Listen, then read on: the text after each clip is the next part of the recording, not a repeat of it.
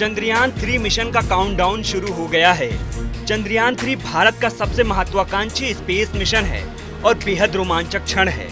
Launching date की घोषणा भी कर दी गई है। चंद्रयान 3 मिशन को अंतिम रूप तक पहुंचाने के लिए रॉकेट समेत सारी जरूरी उपकरणों को असेंबल कर दिया गया है। इसके अलावा यान के सारे जरूरी टेस्ट कर लिए गए हैं। लॉन्चिंग के साथ ही भारत स्पेस में नई गौरव गाथा लिखेगा।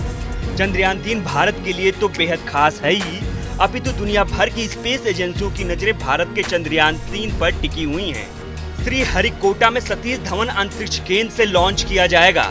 चंद्रयान 3 की लॉन्चिंग में कोई गलती न हो, इसके लिए छोटी से छोटी चीजों का विशेष ध्यान रखा गया है। ये मिशन चंद्रयान 2 की कमियों की भरपाई करेगा। इसके हर एक पहलू को गंभीरता और सघनता से जांच किया गया है। चंद्रयान 3 का लैंडर अगर चांद पर उतरने में सफल रहा तो भारत ऐसा करने वाला चौथा देश बनकर उभरेगा।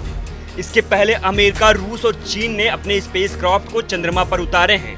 आपको जानकर गर्व होगा कि चंद्रयान 3 की लागत अमेरिका, चीन और रूस की स्पेस यान की अपेक्षा काफी कम है। यानी भारत ने स्पेस में चंद्रयान 3 मिशन के साथ कम कीमत में ऊंची छलांग लगाने की कोशिश की है।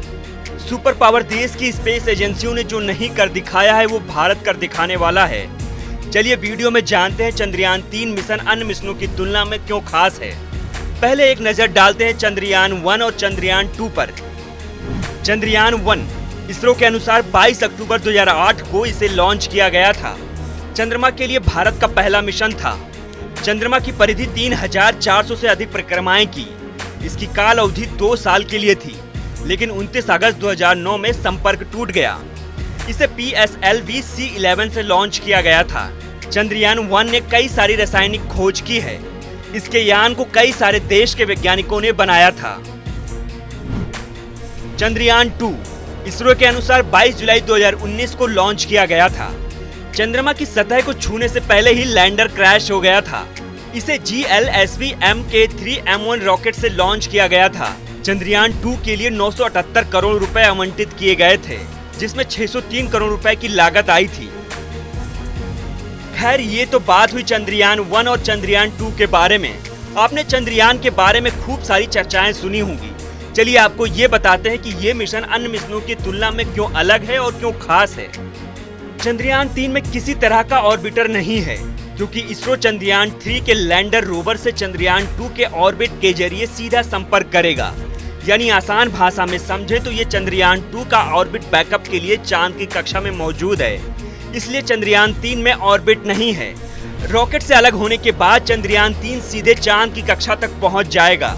चंद्रयान 3 मिशन की एक और खास बात है, वो ये है कि दुनिया के जितने भी देशों ने चांद पर यान भेजे हैं, उनकी लैंडिंग नॉर्थ पोल पर हुई है। लेकिन चंद्रयान 3 पहला ऐसा स्पेस मिशन है जिसकी लैंडिंग साउथ पोल पर होगी। चंद्रयान 2 को भी चांद के दक्षिणी ध्रुव पर ही लैंड कराया गया था। ये अनोखा प्रयोग करने वाला भारत पहला देश है। चंद्रयान 3 के लैंडर में 4 पेलोड हैं, जबकि 6 चक्के वाले रोवर में 2 पेलोड हैं। चंद्रयान 3 मिशन के साथ कई प्रकार के वैज्ञानिक उपकरणों को भेजा जाएगा, जिसमें लैंडिंग साइट के आसपास की जगह में चांद की चट्टानी सतह की परत, चंद्रमा के भूकंप और चांद की सतह पर प्लाज्मा और मौखिक संरचना की थर्मल फिजिकल प्रॉपर्टीज की जानकारी मिलने में मदद हो सके। चलिए अब जान लेते हैं चंद्रयान 3 का मुख्य उद्देश्य क्या है।